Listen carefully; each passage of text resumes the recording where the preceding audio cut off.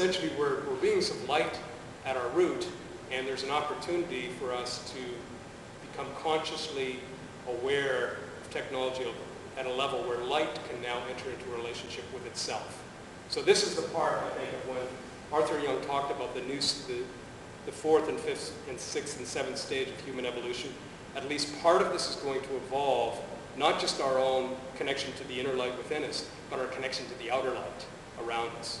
An intelligent manifestation of conscious energy, conscious application of using light and entering into a relationship with it. So here's in conclusion, quantum of action is cosmic impulse. And I just want to preface this by saying, in painting, a more optimistic picture of things, I don't want to play too much the Pollyanna card and say, we're in very dark times. And Plato's parable of the cave, modern day spectacle in the realm of shadows, not all sources of light are all trustworthy. I mean, we remember Lucifer is literally the bringer of light, So even in mythology, we don't always make a connection directly between light and goodness, and nor should we. We live in a world where our understanding, our consciousness is in a realm of shadows where we do get confused, where we do have a lack of understanding, and there are vast problems ahead of us. But I do think, given some of the patterns that are currently being displayed by human beings, we're not a complete write-off. In any case, one thing we can say for sure is the universe is a very weird place. There's no denying that. It's a very, very strange place that we're in. I don't want to give you the idea there's any scientific validity to this at all here. This is not out of a textbook.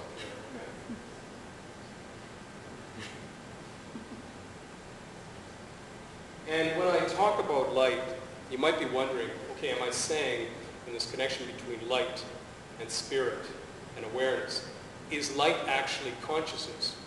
Well, Arthur M. Young, when he was asked that, and it's the natural question to ask, given all it's going, he said, well, actually, that's just another metaphor.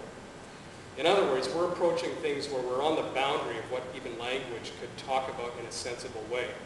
So there is a connection between light and spirit and consciousness and awareness. We don't know exactly what that means, and he didn't know exactly what that means, but he could see these patterns and he could connect these different things together. And what I'm trying to do is connect this in a historical and psychological way, to say that this inner light, it has an objective property, just as the outer light has a subjective property. These two things come together in some way we don't totally understand yet. But there is some kind of spirit world or spirit realm that is connected to light on some level. I think that's true. And Arthur Young talked about the universe as having an intentional quality. So light has this thing that drives forward through matter, organizes it, and we are a manifestation of that. So through our intention, through our awareness, our volition, we are agencies of this ourselves. And this I find actually quite amusing. You get guys who are like hardcore scientific, atheistic thinkers, and they'll say things like Kevin Kelly talks about technology having an urge. They use this language of purpose all the time. Richard Dawkins in The Selfish Gene talks about the gene as being we're robots driven by these selfish genes. They're always trying to manifest the best possible outcome. Fermat, the mathematician, talked about the principle of least action, and he marveled that light seemed to have this almost conscious capacity to know exactly how to land when it refracts to minimize the expenditure of action or energy. Now I think this, these guys would probably say, the first two would say, well, we mean this, we're writing for a popular audience. This is but I think what it actually is more than that is, it's a property of the world we're in. When you try to take purpose out, the subjective quality of the universe, this might be the most important thing about it. Not saying necessarily the universe has a purpose in itself, but it's purpose driven. It's always moving forward to some kind of goal. Okay, this is the nature of the world we're in. And Fermat might be closer to the truth than these guys are.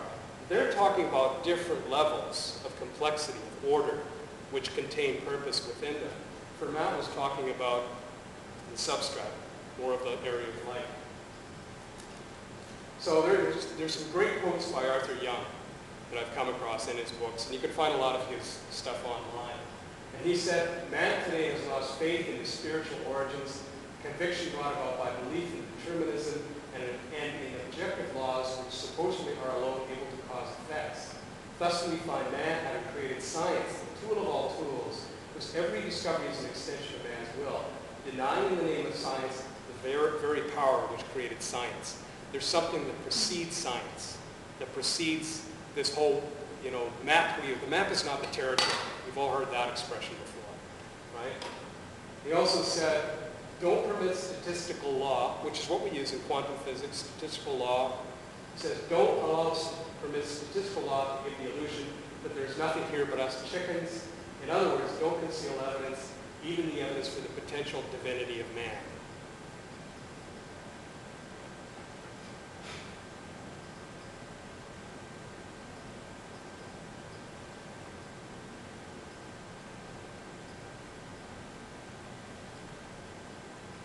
Now, this picture gives you a pretty good visual representation of what I'm trying to say here.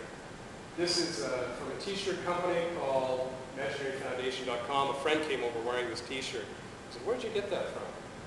And it really encapsulates what I'm trying to say here. You have this ape-like figure with a little bit of a corona of light on its head. The Darwin figure with a bit more brightness. The light bulb's on in somebody's home here, for sure. And then you have this embryonic figure with this burst of light at the level of the brain or the mind. And this really is a kind of an intuitive, artistic representation of a connection between light and consciousness. And the reason that resonates with us when we look at it is we know on some level this is true, right? This is how one of the properties of art is when something hits us deeply, it resonates with it. It's like an aha thing. The light bulb goes on, It's like there's a bit of a dawn of awareness. We go, yeah, that's right. We don't know why it's right, but I think this is the connection that's being drawn here. There was a philosopher, Walter Benjamin.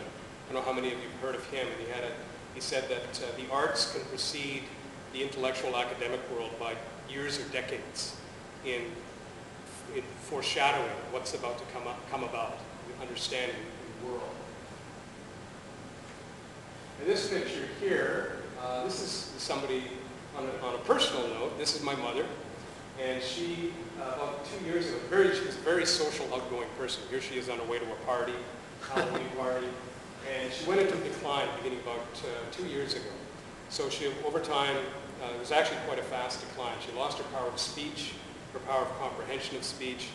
And I go to see her, visit her in a care center in West Van every once in a while. And one day, and this was now I guess it'd be about 6 months ago, it's one of the last times she spoke. And I visited her it was actually a really sunny day in the spring or summer. And I came in and I went over to the window and I opened the drapes. And the shaft of light came in. And she was sitting in her wheelchair, and as the light landed on her, she just looked up and she says, oh, that's so beautiful. And I think in that moment, what that was that inner light, that thing we all contain, that we're all part of, it was an act of recognition. And one of virtually the last thing she said was that effort, to that inner part, that inner light, an act of recognition of the outer light, basically. It was saying, aha, I know you.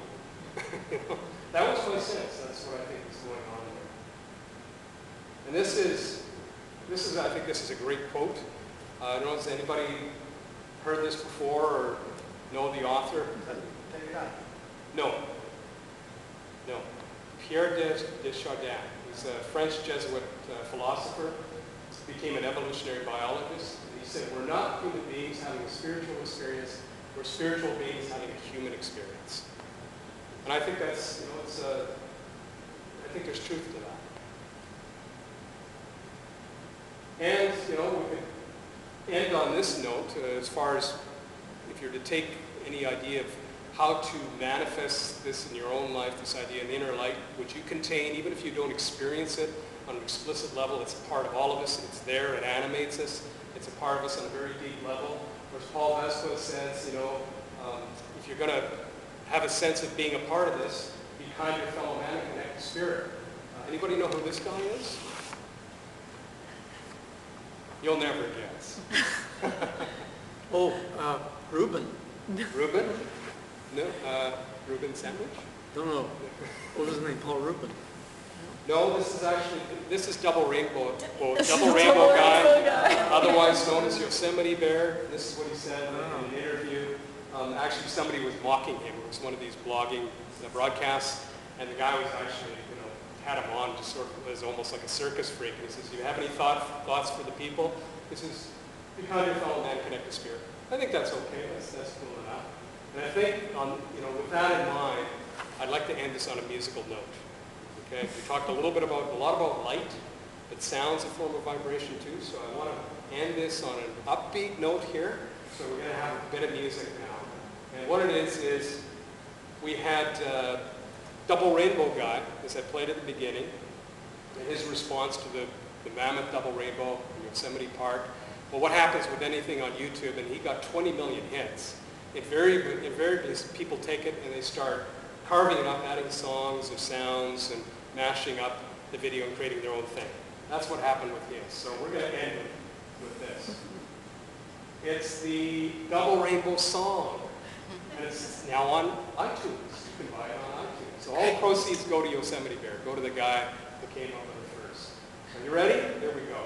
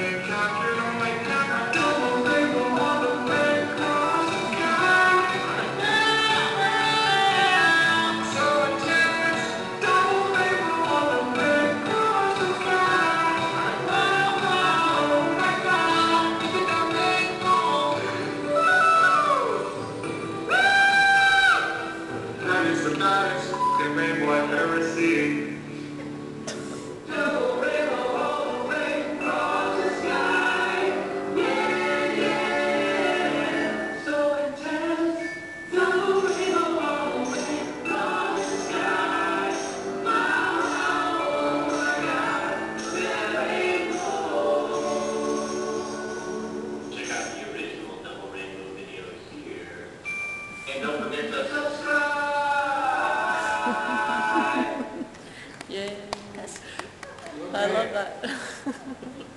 So that's it, and there's some further reading. I've got those handouts.